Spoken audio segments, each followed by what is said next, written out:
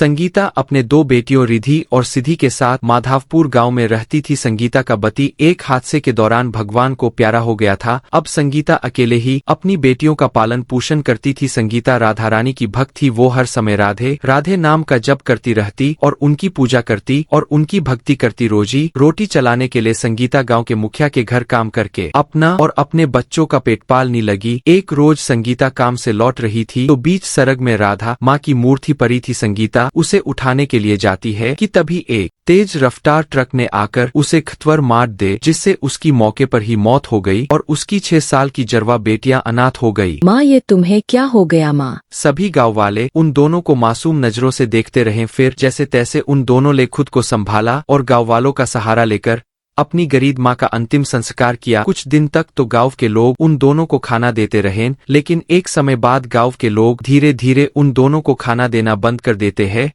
अब तो ऐसे ही दिन बीतने लगे। कभी वो मांग कर खाती तो कभी भूख ही सो जाती, लेकिन फिर भी वो दोनों राधा माँ की भक्ति करना नहीं छोड़ती। ऐसे ही एक रोज जब से माँ भगवान के पास गई है, हम बिल्कुल अकेले हो गए हैं। अब तो हमें प्यार से कोई दो निवाले खिलाने वाला भी नहीं है। भूख के मारे तो पेट में दर्द होने लगा। फिर वो राधा रानी की मूर्ति के सामने सो जाती है। जैसे ही आधी रात होती है तो उस मूर्ति में से एक चमकीली रोशनी निकलती है, जिसमें से राधा माँ उस मूर्ति से बाहर निकलती है। फिर एक औरत की रूप में प्रकट हो जाती है और रसोई में जाकर देखती है तो वहाँ कुछ भी अन्न नहीं होता। फिर वो अपने चमत्कार से ढेर सारा अन्न प्रकट करती है। फिर उससे खाना बनाने लगती है। राधा माँ के हाथों का खाना इतना स्वादिष्ट था कि उसके खुशबू से उन दोनों की नींद खुल जाती है। अरे, ये खाने की इतनी अच्छी खुशबू कहाँ से आ रही है? मुझे लगता है इतनी अच्छी महक रसोई से आ रही है। चलो न चल कर देखते हैं। वो दोनों रसोई में जाती है। वहाँ एक औरत उन्हें खाना बनाने हुए दिखती है, जिसे देख रिद्धि कहती है, कौन हो तुम? और रसोई में तो खाने का दाना तक नहीं था, फिर तुमने यह खाना बनाया? कमला हो तुम दोनों, भूल गए हम। खैर, तुम बहुत छोटी थी तब। वैसे मैं तुम्हारी मौसी हूँ, यानी कि तुम्हारी मासी। अच्छा हुआ आप यहाँ गई, हमें माँ की बहुत याद आ रही थी। माँ तो हमें छोड़कर चली गई, लेकिन अब से आप हमें छोड़कर कहीं मत जाना। जाऊंगी बच्चों, कहीं नहीं जाऊंगी। चलो अब जल्दी से खाना खा लो, तुम दोनों को बहुत भूख लगी है ना। राधा उन दोनों को खाना परोसती है और उन्हें अपने हाथों से निवाला खिलाने लगती है। तभी रिधि कहती है, रुक जाओ मौसी, पहले हम अपनी राधा माँ की मूर्ति को भोग लगाएंगे, उसके बाद ही खाएंगे, नहीं तो हमारी माँ हमसे नाराज हो जाएगी। फिर वो दोनों राधा माँ की मूर्ति को अपनी थाली का भोग लगाती है। उसके बाद वो मौसी को खिलाने लगती है तो मौसी उनसे कहती है, तुमने तो पहले ही भोग लगाकर मेरा पेट भर दिया, चलो अब मैं तुम्हें खिलाती हूँ। क्या मतलब? कुछ नहीं, लो खाओ। राधा माँ उन दोनों को अपने हाथों से खाना खिलाती है और उन नन्हे बच्चियों की भक्ति देख बहुत प्रसन्न होती है। इन बच्चों की भक्ति ने तो मेरा मन जीत लिया। इनकी माँ ने मेरी मूर्ति बचाने के चक्कर में अपनी जान तक दे दी थी। अब मुझे उसका कर्ज उतारना होगा और उसके बच्चों की रक्षा करनी होगी। अब राधा माँ मौसी बनकर उनके घर में ही रहने लगती है और अपने जादू से अन्न प्रकट करके उनके लिए तरह तरह के स्वादिष्ट पकवान बनाकर उन्हें खिलाने लगी। साथ ही उन दोनों का पालन पोषण करने लगी। ऐसे ही समय भी तो और अब वो दोनों पर लिखकर बड़ी अफसर बन गई और अपने पैरों पर खड़ी हो गई। लेकिन अभी भी उन्होंने राधा माँ की भक्ति करना नहीं छोड़ा। उन दोनों को बड़ा अफसर बनता देख राधा माँ बहुत खुश हुई। आखिरकार तुम दोनों ने अपनी माँ का सपना पूरा कर दिया। वो हमेशा से चाहती थी तुम दोनों पर लिखकर कुछ बन जाओ। हर रोज वो मुझसे यही प्रार्थना करती थी। क्या मतलब मौसी? इतना कहते ही राधा माँ अपने असली रूप में आ जाती है। अपने सामने राधा माता को देख वो दोनों हैरान रह जाती है। हैरान ना हो मेरे बच्चों, मैं तुम दोनों की वही माँ हूँ जिनकी तुम रोज पूजा करती हूँ। जिस तरह तुमने मुझे अपनी माँ माना और मेरी भक्ति की, तो मैं अपने भक्तों को यूं अकेला भूखा कैसे छोड़ सकती थी। इसे ही मुझे धरती लोक पर आना पड़ा, लेकिन अब मुझे जाना होगा। लेकिन आज के बाद तुम्हें किसी भी चीज की कमी नहीं होगी और तुम दोनों को जब भी मेरी जरूरत होगी मैं आ जाऊंगी। तुम दोनों हमेशा खुश रहो, ये मेरा आशीर्वाद है।